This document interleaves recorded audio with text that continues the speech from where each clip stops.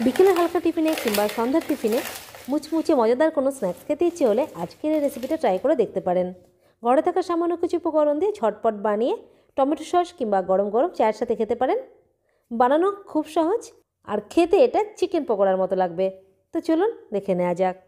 তো এই পকোড়াগুলো বানানোর জন্য প্রথমে এখানে একটা পাত্রের মধ্যে কিছুটা জল নিয়ে জলটা গরম বসিয়ে রেখেছি।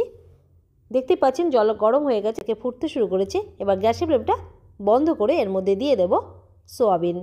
তো আমি এখানে 2 কাপ সোয়াবিন দিচ্ছি, আর সোয়াবিনগুলোর সাইজটা কিন্তু একটু বড় সাইজের নিয়েছি। এবার জলের সাথে ভালো করে মিক্স করে এবার এটাকে 5 মিনিটের জন্য ঢেকে রাখবো, তাহলে সোয়াবিনগুলো ফুলে নরম হয়ে যাবে। তো 5 মিনিট পরে দেখাচ্ছি, দেখুন সোয়াবিনগুলো ফুলে নরম হয়ে গেছে। এবার সোয়াবিনগুলোকে ঠান্ডা জল দিয়ে ভালো করে ধুয়ে নেব, আর সোয়াবিনের ভেতরে যে এক্সট্রা জলটা আছে সেটা হাত দিয়ে এভাবে ভালো করে চিপে বের করে দিতে হবে। আর এইভাবে হাত দিয়ে চিপে চিপে জলটা ভালো করে বের করে দিয়ে সয়াবিনগুলোকে আলাদা একটা মিক্সিং বোলের মধ্যে নিয়ে নেব। সয়াবিনগুলোকে এইভাবে রেডি করার পরে এবার এর মধ্যে কিছু মশলা দিয়ে দেব। তো প্রথমে এখানে নিয়েছি, দেখুন 1 ইঞ্চি আদা এভাবে টুকরো করে নিয়েছি। ঝালের জন্য নিয়েছি 4টে কাঁচা লঙ্কা আর কয়েকটা নিয়েছি রসুনের কোয়া। এগুলোকে একসাথে পেস্ট করে নেব, আর আদা রসুন আর কাঁচা লঙ্কার পুরো পেস্টটা এর মধ্যে দিয়ে দেব। এর সাথে কালারের জন্য দিয়ে দেব সামান্য একটু হলুদ গুঁড়ো, 1 চামচ ধনে গুঁড়ো, 1/2 চামচ এখানটায় দিয়ে দিচ্ছি জিরা গুঁড়ো, 1 চামচ কাশ্মীরি লাল লঙ্কার গুঁড়ো, 1/2 চামচ মতো গরম মশলা গুঁড়ো, চাট মশলা এখানটায় দিয়ে দিচ্ছি 1/2 চামচ, তাহলে একটা চটপটা ভাব আসবে। আর টক দই দিয়ে দিচ্ছি এখানটায় 2 চামচ মতো। আপনারা দইয়ের পরিমাণটা একটু বেশি করে দিতে পারেন। স্বাদ মতো এখানে দিয়ে দিলাম লবণ, আর দিয়ে দেব ফ্রেশ কিছু ধনেপাতা কুচি। আর এই পকোড়াগুলো আরও চটপটা করার জন্য এর মধ্যে দিয়ে দেব অর্ধেক লেবুর রস, তাহলে পকোড়াগুলো খেতে কিন্তু খুবই টেস্টি হবে। এবার সমস্ত উপকরণগুলোকে মানে সব কিছুকে ভালো করে একসাথে মিক্স করে নেব, যেন সোয়াবিনের গায়ে মশলাগুলো ভালোভাবে আটকে যায়। আর ভালো করে মিক্স করা হয়ে গেলে এবার এটাকে ঢেকে 5 মিনিট মতো রেখে দেব। আর এইভাবে মশলা মাখিয়ে একটু রেখে দিলে সোয়াবিনের ভেতরে মশলাগুলো ঢুকে যাবে আর খেতেও কিন্তু ভালো লাগবে। তো এখানে মশলা মাখিয়ে 5-7 মিনিট মতো রেখে দিয়েছিলাম।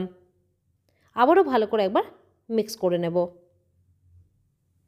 এবার এখানে বাইন্ডিংয়ের জন্য দিয়ে দেব ময়দা। এখানে 3 চামচ ময়দা দিচ্ছি, আর এর সাথে পকোড়াগুলোকে মুচমুচে করার জন্য দিয়ে দিচ্ছি এখানে চালের গুঁড়ো।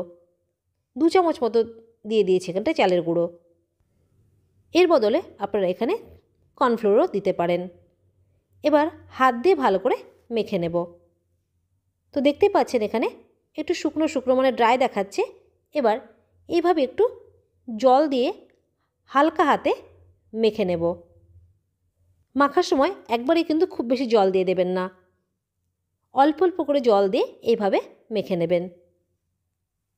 আর এখানে দেখতেই পাচ্ছেন অল্প অল্প করে জল দিয়ে সয়াবিনগুলোকে ভালো করে মেখে নিয়েছি। মাখাটা কিন্তু খুব সুন্দর হয়েছে। আর এইভাবে একটা করে তুলে গরম তেলের মধ্যে সয়াবিনগুলো দিয়ে ভেজে নেব। তো এবার চলুন পকোড়াগুলোকে ভেজে নিই। তো ভাজার জন্য তেল এখানে মিডিয়াম গরম করে নিয়েছি। এবার একটা একটা করে সয়াবিন টুকরোগুলো গরম তেলের মধ্যে দিয়ে দিচ্ছি। যতগুলো একসাথে ভালোভাবে ভাজা যাবে ততগুলোই তেলের মধ্যে দিয়ে দিয়েছি। এবার পকোড়াগুলোকে মিডিয়াম ফ্লেমে এইভাবে নেড়ে চেড়ে লাল লাল করে ভেজে নেব। আর দেখতে পাচ্ছেন কালারটা কিন্তু চেঞ্জ হয়ে গেছে, আর পকোড়াগুলো কিন্তু ওপর থেকে মুচমুচেও দেখাচ্ছে। এবার পকোড়াগুলোকে তেল থেকে তুলে নেব। এই সোয়াবিনের পকোড়াগুলো বাড়িতে একবার বানিয়ে খেয়ে দেখবেন, খেতে একদম চিকেন পকোড়ার মতো লাগবে আর বারবার বানিয়ে খেতে ইচ্ছে করবে। আর দেখতে পেলেন এই পকোড়াগুলো বানানো কতটা সহজ। খুব বেশি সময় লাগবে না, 4-5 মিনিটের মধ্যে ভেজে এগুলো পরিবেশন করতে পারবেন। তো এখানে সব পকোড়াগুলো ভেজে রেডি করে নিয়েছি। টমেটো সস, গরম গরম চা কিংবা আপনার পছন্দের যে কোনো চাটনি দিয়ে এই পকোড়াগুলো খেতে পারেন। তো আজকের এই রেসিপিটা যদি ভালো লেগে থাকে তাহলে লাইক শেয়ার করে দেবেন, আর এরকম সহজ আর মজার ভিডিও পেতে চ্যানেলটিকে সাবস্ক্রাইব করে রাখবেন। আজ এই পর্যন্তই, ধন্যবাদ।